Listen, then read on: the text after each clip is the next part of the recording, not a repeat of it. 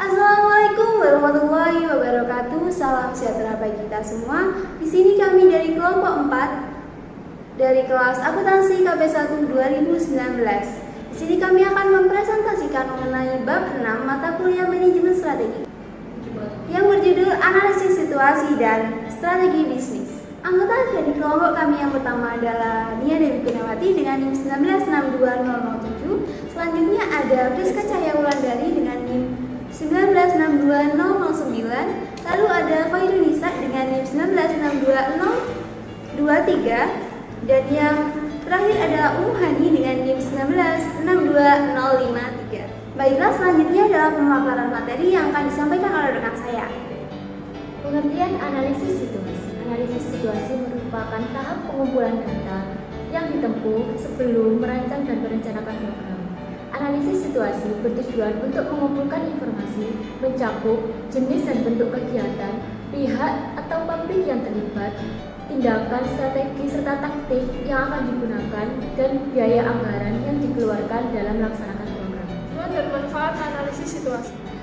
Tujuan analisis situasi yang pertama, mengidentifikasi kondisi internal dan eksternal yang terlibat sebagai input untuk merancang proses sehingga proses yang dirancang dapat berjalan optimal, efektif, dan efisien.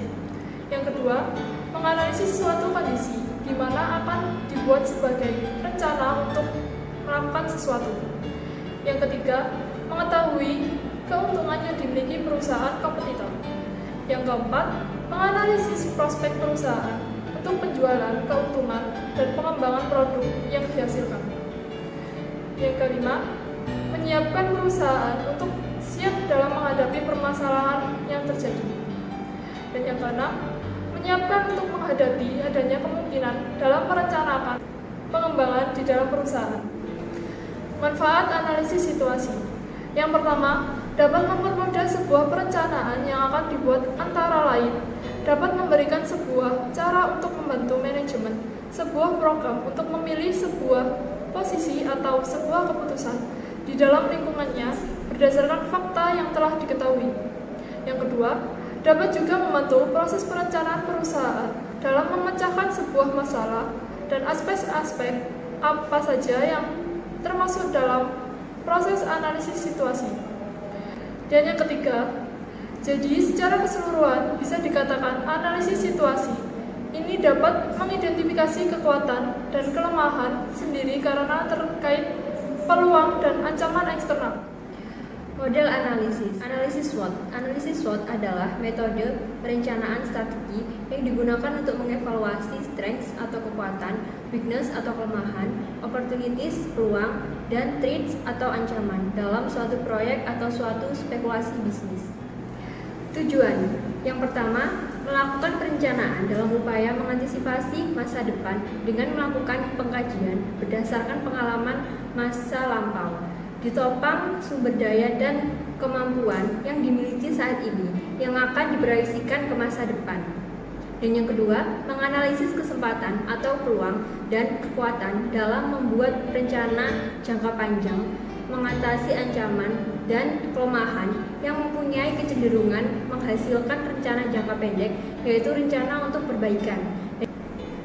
Dan yang terakhir, mengetahui keunggulan dan kelemahan diri sendiri dan pesaing kita, maka kita bisa unggul mengalahkan pesaing kita.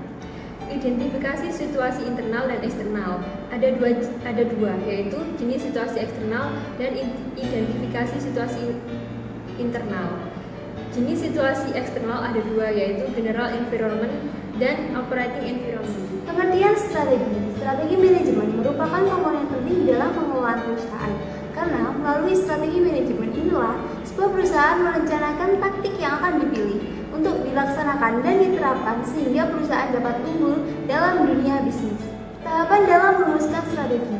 Untuk merumuskan strategi perusahaan, ada beberapa teknik yang dapat dipadukan sehingga kami ringkas menjadi dua tahap. Yang pertama adalah tahap input. Dalam tahap ini, penyusun strategi berusaha mengumpulkan informasi atau input dasar yang diperlukan dalam merumuskan strategi. Terdapat beberapa matriks dalam tahap ini. Yang pertama adalah matriks evaluasi faktor eksternal. Matriks evaluasi faktor eksternal adalah matriks yang dikembangkan oleh penyusun strategi untuk meringkas, mengevaluasi informasi eksternal makro dan mikro berupa faktor ekonomi, politik dan hukum, sosial budaya, teknologi, persaingan, dan sebagainya. Selanjutnya adalah matriks evaluasi faktor internal atau EFI.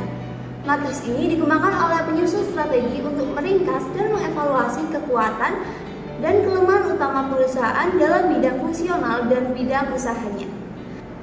Selanjutnya adalah matriks profil persaingan. Matriks ini adalah matriks yang mengidentifikasikan persaing utama perusahaan yang berkaitan dengan kekuatan dan kelemahan oleh masing-masing pesaing. Selanjutnya adalah tahap pencocokan. Dalam tahap ini, penyusun strategi berupaya untuk menghasilkan strategi alternatif yang layak dengan pertimbangan faktor internal dan faktor eksternalnya. Dalam tahap ini, pencocokan akan menyusun berdasarkan matriks SWOT sebagai alat pencocokan yang membantu manajer mengembangkan 4 tipe strategi, yaitu strategi SO, strategi WO, strategi ST, dan strategi WT. Tujuan strategi perusahaan. Yang pertama adalah mengetahui kekuatan dan kelemahan. Yang kedua adalah memutuskan kelanjutan investasi untuk produk yang tidak menguntungkan. Yang ketiga adalah dapat mengoptimalkan cash flow dalam jangka panjang. Dan yang keempat adalah mengukur kinerja manajemen berdasarkan kinerja produk di pasar. Konsep-konsep strategi. Terdapat 2 konsep strategi. Yang pertama adalah distinctive competence, yang merupakan tindakan yang dilakukan oleh perusahaan agar dapat melakukan kegiatan yang lebih baik jika dibandingkan dengan pesaingnya. Lalu yang kedua adalah competitive advantage, yaitu kegiatan spesifik yang dikembangkan oleh perusahaan agar lebih unggul dibandingkan dengan pesaingnya. Menurut Porter, ada 3 strategi yang dapat dilakukan perusahaan untuk memperoleh keunggulan bersaing, yaitu yang pertama adalah keunggulan biaya menyeluruh atau cost leadership, yaitu pencapaian biaya keseluruhan yang rendah seringkali menuntut bagian pasar relatif yang tinggi atau kelebihan yang lain seperti akses yang menguntungkan bahan baku. Lalu yang kedua adalah diferensiasi.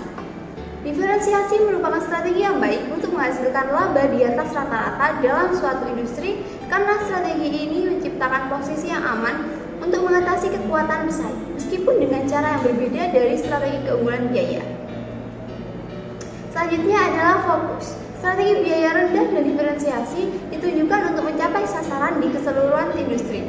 Maka strategi fokus dikembangkan untuk melayani target tertentu secara baik. Tipe-tipe strategi ada 3 macam, yaitu yang pertama, strategi manajemen. Meliputi strategi yang dapat dilakukan oleh manajemen dengan orientasi pengembangan strategi makro.